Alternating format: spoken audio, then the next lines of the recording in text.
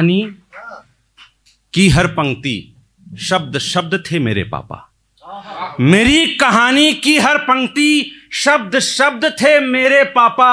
मेरी हिम्मत, मेरा जज्बा, मेरा कद थे मेरे पापा। मां भगवती सरस्वती को प्रणाम करता हूं और ये मानता हूं मैं, यदि आने वाली पीढ़ी बच्चों के अंदर उनके पिता, उनके परिवार का दिया हुआ संस्कार झलक उठे तो यह देश भारत फिर से भारत बन जाए। आज मैं अपने पिता के बारे में कुछ भी नहीं बोलूंगा, क्योंकि आज मेरे पिता मेरे अंदर से बोलेंगे।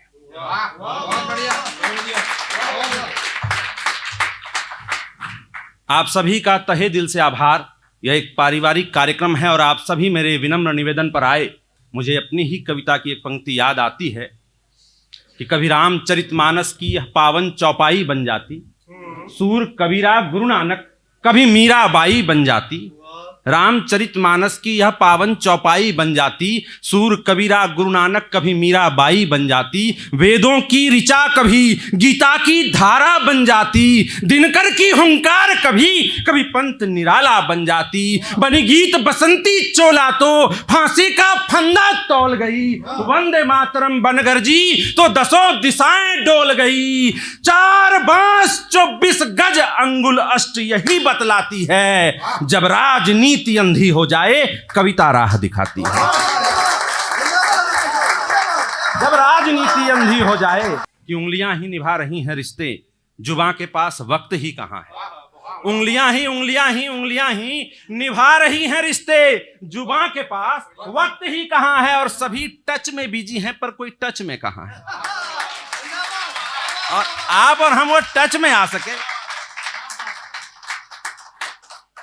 मुझे शंभू शिखर की एक पंक्ति याद आ रही है, लेनी थी जीत और हमने मात ले लिए, कितने हसीन देखिए जज्बात ले लिए।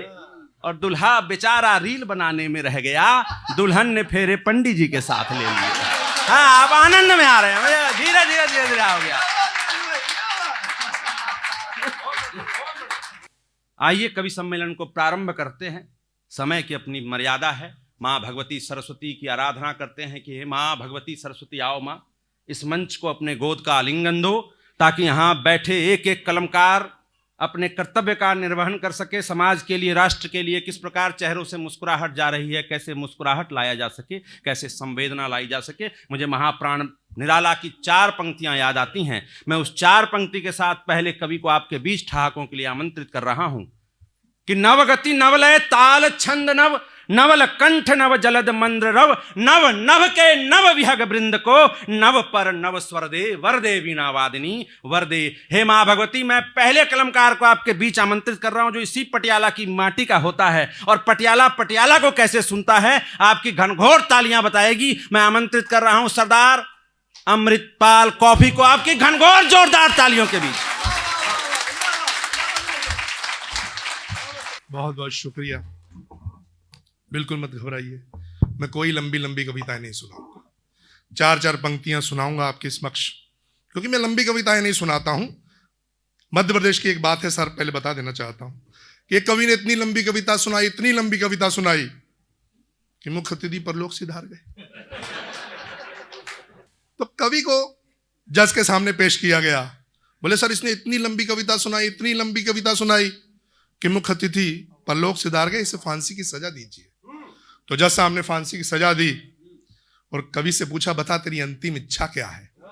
बोला सर मैंने वो आधी सुनाई थी।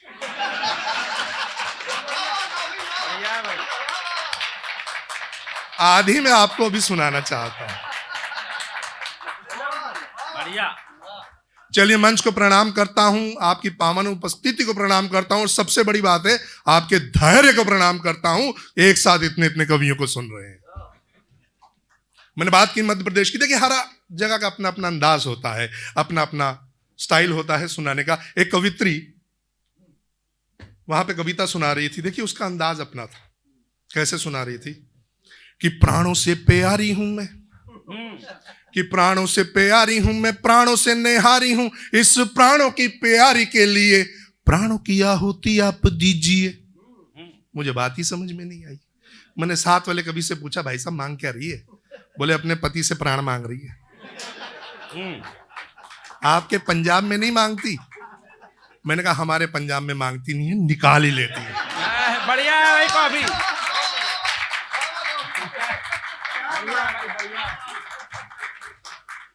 आज दिनेश भाई एक बात बताना भूल गए, मैं बता देना चाहता हूं कि एक पत्नी ने अपने पति से पूछा कि मरने के बाद तो आपको 72 हूरें मिलेंगी, हमें क्या मिलेगा?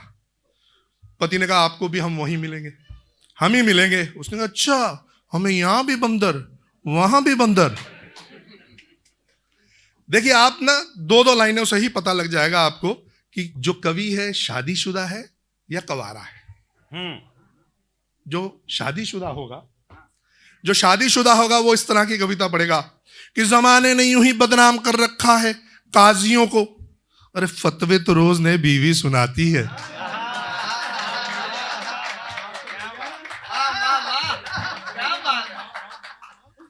कि जमाने ने यूं ही बदनाम कर रखा है काजियों को, फतवे तो रोज ने बीवी सुनाती है, और जब बीवी फतवे सुनाती है अपनी तो कसम से जान ही निकल जाती है। और जो कवारा होगा, अभी तालियां कम आ रही, जो कवारा होगा उसका अलग अंदाज होगा। वो इस तरह से कहेगा कि जमाने ने यूं ही बदनाम कर रखा है बीवियों को कि खर्च बहुत करवाती है। अरे हमसे पूछो, अरे हमसे पूछो, गर्लफ्रेंड तो पूरा लूट के ही ले जाती है। बढ़िया भाई, बढ़िया, अनुभव अच्छा है भाई का। देखिए ऐसी बात नहीं, हम संजीदा बातें भी करते हैं। अब मैं थोड़ी सी संजीदा बातें भी करना चाहूंगा। हम जो समाज में घटता है, जो समाज में होता है, वही देखते हैं। ये हम उसी पे सुना रहा हूं 4 लाइनें कि कुछ निठल्ले क्या कहते थे। देखिए कि कैसे कैसे लोग कयास लगा रहे थे, कि कैसे कैसे लोग कयास लगा रहे थे। सड़क पर बैठे निठल्ले बकवास पे बकवास किए जा रहे थे। कोई कहता है कि कहर बरपाती है, कोई कहता है कि कहर बरपाती है, कोई कहता है कि बिजली गिराती है। वो तो मजदूर की बेटी है साहब, पिता का बोझ कम हो इसलिए काम पे जाती है, इसलिए काम पे जाती है।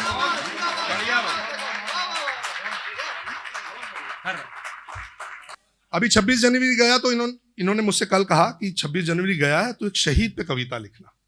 इसने मुझसे कहा, मैंने कहा ठीक है जी लिख दूंगा। सुबह 10 बजे कल फोन आया था, एक शहीद पे कविता जरूर लिखना। मैंने कहा ठीक है लिख दूंगा भाई। फिर 2 बजे फोन आया, तूने शहीद पे कविता लिख दी? मैंने कहा नहीं अभी नहीं लिखी, लिख दूंगा। फिर 6 बजे फोन किया, तूने शहीद पे कविता लिख दी? मैंने कहा भाई अभी नहीं लिखी। 11 बजे रात को फोन करके साहब मुझसे पूछ रहे हैं कि तू क्या कर रहा है। और मैंने कहा तुम्हें क्यों बताऊं कि मैं क्या कर रहा हूं। वही बात है कि टचिंग में लगा रहता आपने। और इसने मुझे कहा कि शहीद पे कविता लिख दी। मैंने कहा नहीं लिखी। बोले शहीद पे अभी तक कविता नहीं लिखी, सरदार दिमाग का इस्तेमाल कर। मैंने कहा क्या कह रहा है? सरदार दिमाग का इस्तेमाल कर। मैंने कहा क्या कह रहा है? सरदार दिमाग का इस्तेमाल कर। मैंने कहा सरदार भी कभी दिमाग का इस्तेमाल करते हैं? वो दिल से सोचते हैं इसलिए दिलदार हैं। और मैं चाहता हूं इस मामले में पूरा विश्व सरदार हो जाए। और सरदार शहीदों पे कविताएं नहीं लिखते, सरदार शहीद होते हैं, फिर जमाना उन पे कविताएं लिखा करता है।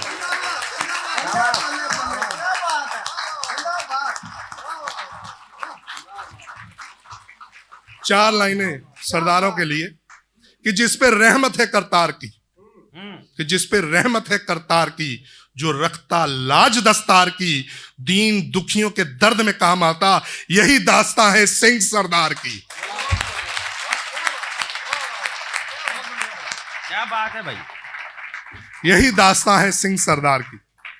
तो आप सबने सुना होगा, कई बार हम कहते हैं कि दिनेश जी ध्यान दीजिए, है ना। हम चेक करते हैं कि ये सो तो नहीं गया। तो कई बार हम जनता से कहते हैं कि तालियां बजाइए, तो हम ये चेक करते हैं कि जनता तो नहीं सो गई। क्योंकि जिस देश की जनता सो जाती है उस देश का सर्वनाश पक्का है। और ये हम कवियों का दायित्व है कि उन्हें जगाए रखना है। और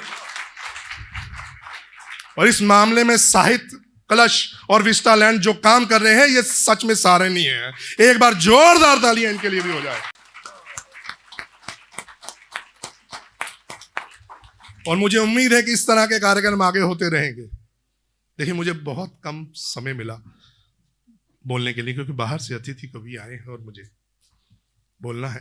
एक कविता तावीज सर, हाँ स्वागत भाई। वो बोल के अपनी जीवा को प्रणाम दूंगा कि एक आदमी सड़क पर तावीज बेच रहा था साहब, और चिल्ला रहा था कि आइए आइए हमसे एक तावीज बनवाइए, कि आइए आइए हमसे एक तावीज बनवाइए और अपनी हर समस्या का हल पाइए, कि काम में कोई बाधा हो, कि काम में कोई बाधा हो, प्रेम अधूरा आधा हो। संजीव जी, पति को बस में करवाइए, पति को बस में करवाइए, पति को बस में करवाइए। देखिए मैंने 3 बार बोला, किसी ने नहीं मांगा, सबके बस में। पति को बस में करवाइए, सास से छुटकारा पाइए, सास से छुटकारा पाइए। चलिए कोई बात, कि पति को बस में करवाइए, सास से छुटकारा पाइए। या प्रेम विवाह में रोड़ा हो या निकला कोई फोड़ा हो, या प्रेम विवाह में रोड़ा हो या निकला कोई फोड़ा हो, अपनी हर समस्या का हल करवाइए, हमसे एक तावीज बनवाइए। कीमत 500 500 500 500 500 500। बताइए भाई साहब किसको चाहिए, किसको चाहिए? मैंने आवाज लगाई, मुझे एक तावीज चाहिए। अब ध्यान से सुनिएगा कि मुझे कैसा तावीज चाहिए। मैंने आवाज लगाई, मुझे एक तावीज चाहिए कि प्रेम से हर किसी का नाता हो, कि प्रेम से हर किसी का नाता हो, भाई भाई के दुख में काम आता हो, और बेटी के जन्म पे बाप भी मुस्कुराता हो। मुझे एक ऐसा तावीज चाहिए। बहुत बढ़िया सरदार, बढ़िया बढ़िया कॉफी भाई, शानदार। कि प्रेम से हर किसी का नाता हो, भाई भाई के दुख में काम आता हो, और बेटी के जन्म पे बाप भी मुस्कुराता हो। मुझे एक ऐसा तावीज चाहिए कि अजान सुनकर हर किसी का सर श्रद्धा से झुक जाए, कि अजान सुनकर हर किसी का सर श्रद्धा से झुक जाए, और दिवाली में अली भी दिया जलाए। गुरु नानक की वाणी सुनकर हर कोई मंत्र मुग्ध हो जाए, गुरु ग्रंथ को हर कोई अपना ग्रंथ बताए। जो मजहबों और जातों की दीवारों को तोड़ दे, जो मजहबों और जातों की दीवारों को तोड़ दे, और उस मस्त मौला से मुझे जोड़ दे। मुझे एक ऐसा तावीज चाहिए, कीमत आप बताइए। बढ़िया भाई, मुझे एक ऐसा तावीज बताइए। तावीज वाला बोला, जाइए जाइए सरदार जी कहीं और जाइए। तावीज वाला बोला, जाइए जाइए सरदार जी कहीं और जाइए, और मुफ्त में यूं दिमाग न खाइए, और हो सके तो किसी अच्छे से डॉक्टर से अपना इलाज करवाइए। बहुत बढ़िया भाई। हो सके तो किसी अच्छे से डॉक्टर से अपना इलाज करवाइए। पर मुझे तो सच में कैसा ही तावीज चाहिए जो मजहबों और जातों की दीवारों को तोड़ दे और उस मस्त मौला से जोड़ दे। हाँ, मुझे सच में कैसा ही तावीज चाहिए जो मजहबों और जातों की दीवारों को तोड़ दे और उस मस्त मौला से जोड़ दे।